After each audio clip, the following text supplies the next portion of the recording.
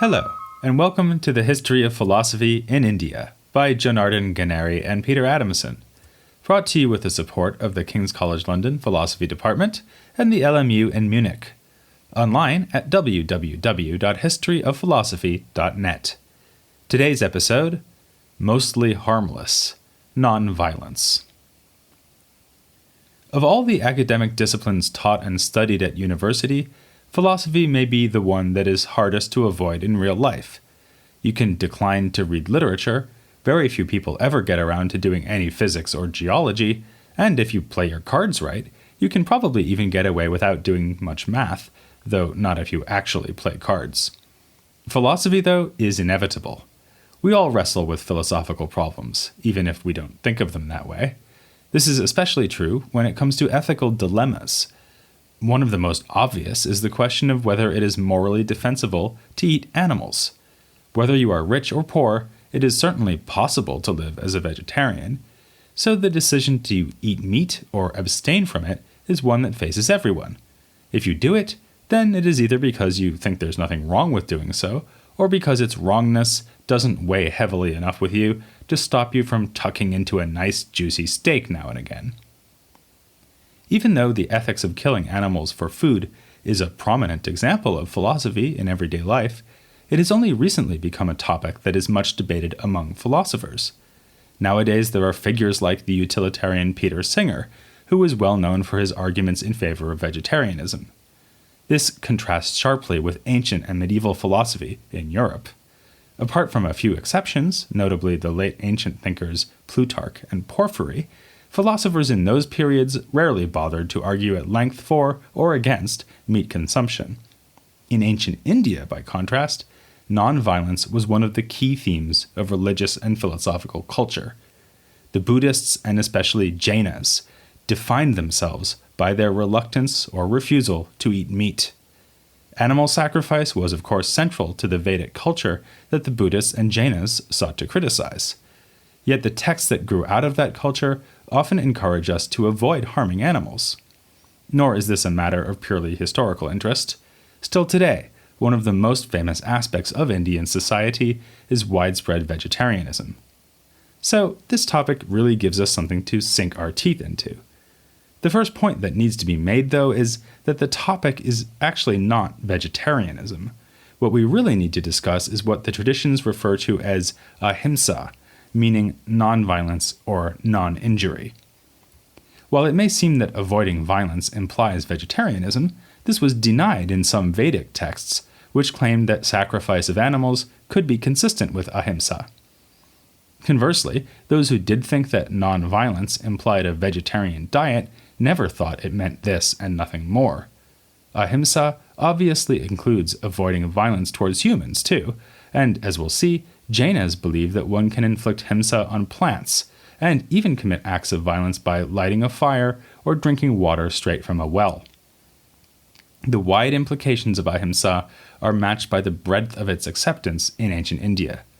It is especially prominent in the dissident traditions of Buddhism and Jainism, yet exhortations to avoid violence can also be found in Hindu texts like the Laws of Manu and even in the Mahabharata, despite the fact that its most famous section, the Bhagavad Gita, consists of a dialogue recommending participation in war.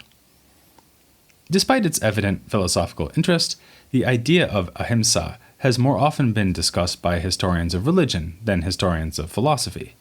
It is a matter of controversy how and why ancient Indians began to think in terms of ahimsa, but scholars have most often explained it by alluding to religious practices.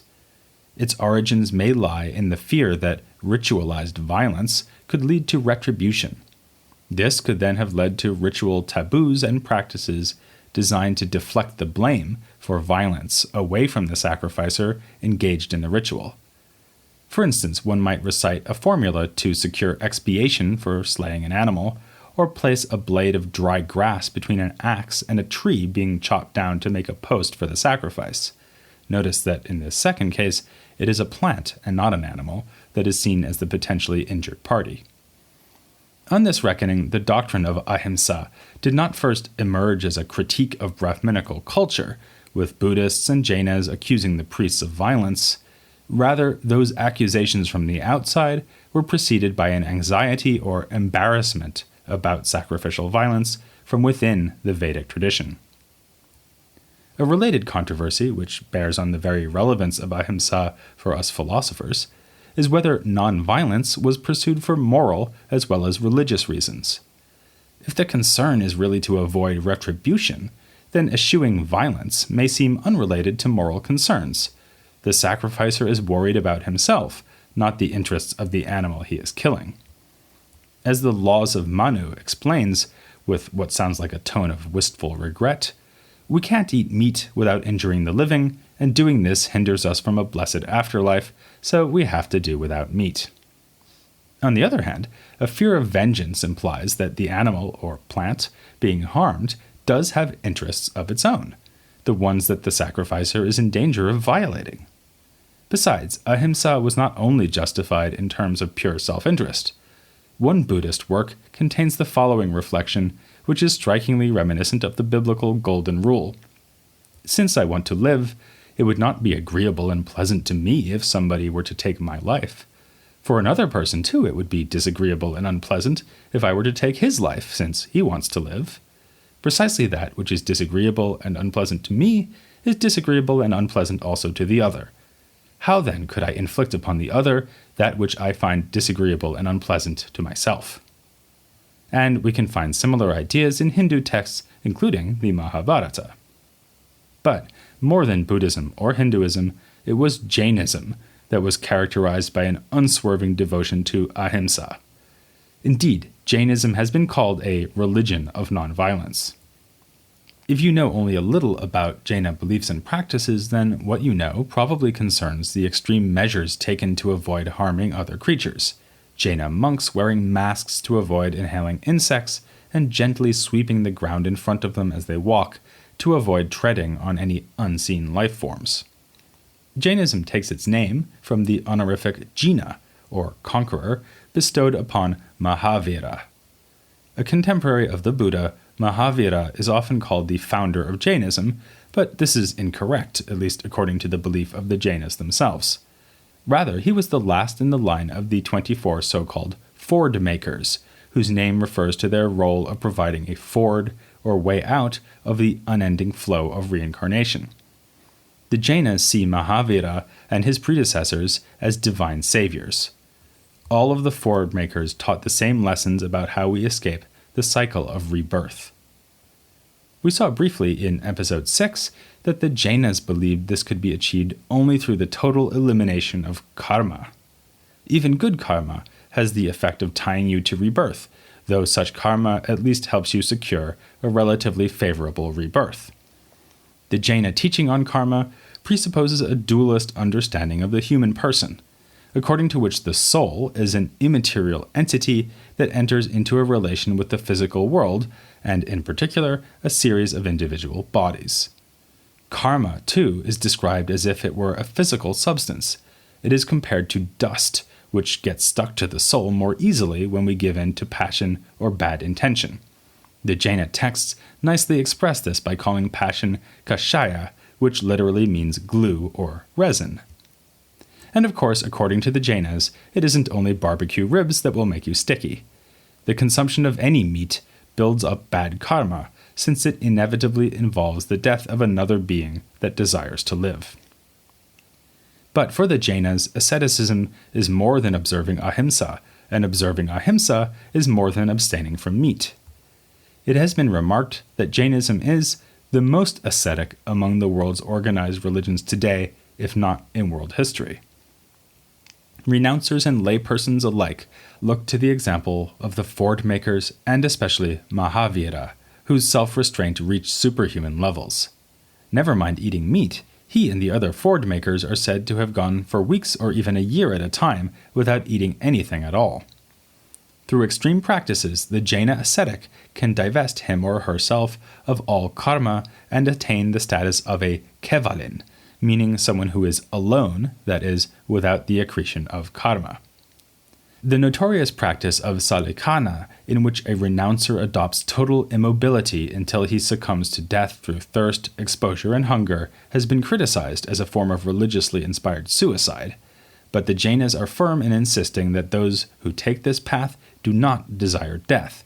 According to legend, that would include Chandragupta, the king who founded the Mauryan dynasty and the grandfather of Ashoka. Rather, they are simply trying to avoid the acquisition of new karma that could compromise their hard-won status as a Kevalin and doom them to yet another rebirth. As for the requirements of ahimsa, vegetarianism is only the beginning. A delightful story from the Jaina tradition brings home what might be expected of the perfectly non-violent renouncer. One day, a forest fire erupted in a wood, and all the animals gathered around a lake to avoid the flames. They were packed together tightly, rubbing shoulder to shoulder in the limited space. An elephant lifted its foot briefly, and just then, a rabbit darted to the spot on which it had been standing. Rather than putting its foot down and crushing the rabbit, the elephant stood with its foot held aloft for 3 days, before finally collapsing and dying from fatigue. The happy end to the tale is that the elephant is reborn as a human, and later reincarnated as an associate of Mahavira himself. Now, you might argue that in their pursuit of absolute nonviolence, the Jainas likewise don't have a leg to stand on. You cannot get through life without ever harming a living thing. After all, we need to eat, and plants too are alive. As a leading scholar of Jainism, the aptly named Padmanabh Jaini, has written, "The desire for food is the prime cause for all forms of himsa, since food cannot be consumed without destroying another life form." So far from denying this, the Jainas avoid consuming many types of fruits and vegetables, such as those they believe to be aggregates of a large number of life forms. The dietary restrictions extend even to water, which should be drunk by a Jaina ascetic only when it is strained or has been boiled, so as to remove small life forms.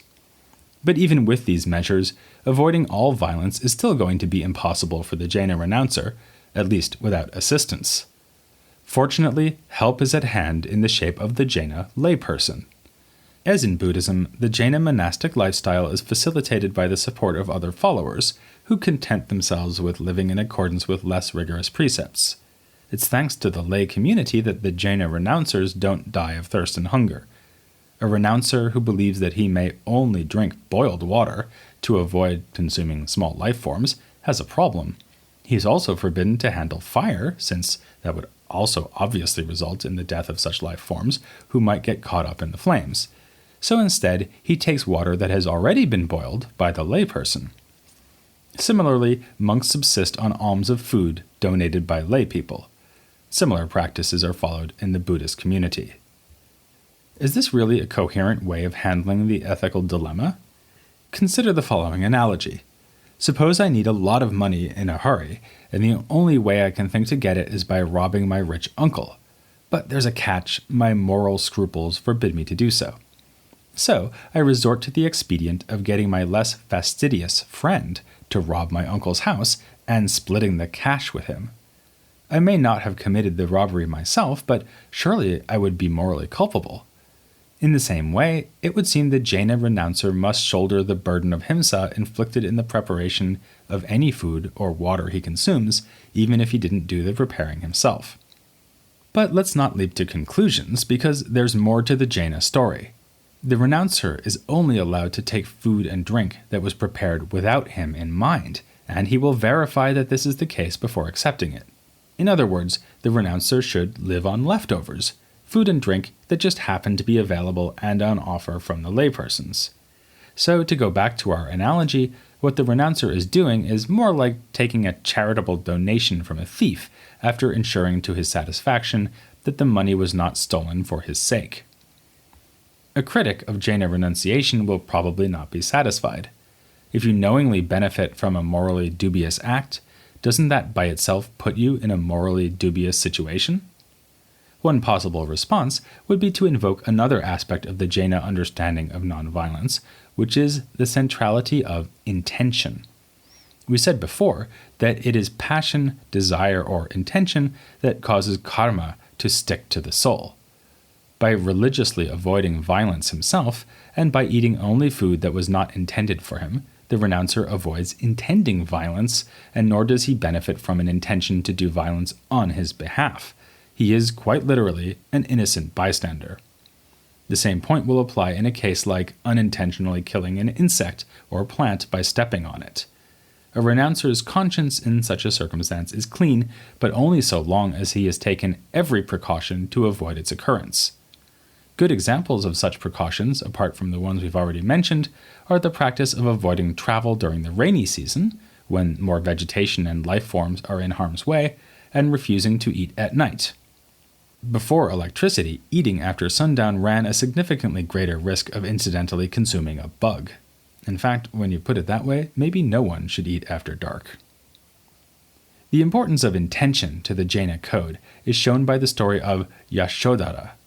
He is a king who has caused blood to be shed in war, but death was never his goal, so he has remained pure. Then, for complicated reasons, he decides to perform an animal sacrifice. To avoid killing a real living thing, he has a fake rooster made up out of flour, which, by the way, is a practice also recorded in other texts. Even though no real rooster is slain, the Jaina storyteller cries foul. We are told how King Yashodhara is elaborately punished in the afterlife simply because his intention was violent. Notice too how the narrative implies that a Jaina king could pursue military aims. Similarly, Jaina laypersons have frequently served as soldiers. It has even been proposed that the heroic ethic of Jaina asceticism was seen as continuous with the warrior heroism celebrated in texts like the great Hindu epics. Having said that, only Jaina laypersons will engage in warfare. The way of the Jaina renouncer would be to die rather than do violence. How does the Jaina understanding of nonviolence stack up against modern-day ideas about violence? It's easy to see a contrast with the utilitarian approach, which tries to minimize the amount of harm and suffering in the world, including the harm and suffering inflicted on animals. The Jainas do have a tradition of trying to persuade others to adopt nonviolent ways. But the ancient Jaina approach to ahimsa seems to be directed towards a different, more individualist goal. The idea is not simply to reduce the overall amount of violence against animals, though that result is certainly going to be achieved too. Rather, the Jaina, whether layperson or monk, wants to avoid being personally implicated in any act of violence. It's sometimes been complained that the Jaina renouncer is actually inflicting violence on himself, so severe is his ascetic practice. So it's ironic that, from a utilitarian point of view, the renouncer may seem to be concentrating only on his own self-interest. For this reason, the radical renouncer needn't worry that his lifestyle depends on a degree of ahimsa being committed by lay believers. Like other ancient ethical traditions within and beyond India, Jainism was about shaping and perfecting the self. The renouncer will leave the world a better place than he found it, but the main thing is to leave the world and not come back, by purifying his soul and becoming a karma-free Kevalin. The Jaina teaching was also challenged by the rival belief systems of its own time and place. The Buddhists complained that Jaina asceticism was excessive. Remember that the Buddha himself began his spiritual quest by engaging in Mahavira-like discipline and self-denial, including a starvation diet. But he came to adopt a less punishing middle way between the extreme ascetic and the plush life of the householder. We are also told that he parted ways with a follower named Devadatta, who wanted the Buddhist community to adopt more rigorous practices, including strict vegetarianism. Instead, the Buddhist writings suggest that meat might be allowed for the Buddhist monk on the same basis used by the Jainas for their vegetarian diet. Consumption is licit, provided the meat was not actually prepared with the monk in mind. It may even be that this rule was absorbed into Buddhism from Jaina practices. Hindu authors could also exploit the idea of intention to legitimate that most un-Jaina of practices, the animal sacrifice. The laws of Manu say that slaying animals in a ritual context is in fact ahimsa and does not count as real killing. As the Bhagavad Gita suggests, sacrifice is needed to hold the world together.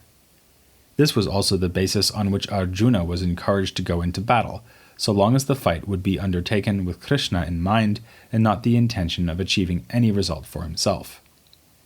The upshot is that there was a shared philosophical rationale for ahimsa across these ancient traditions, despite the wide variation in the practices deemed consistent with nonviolence.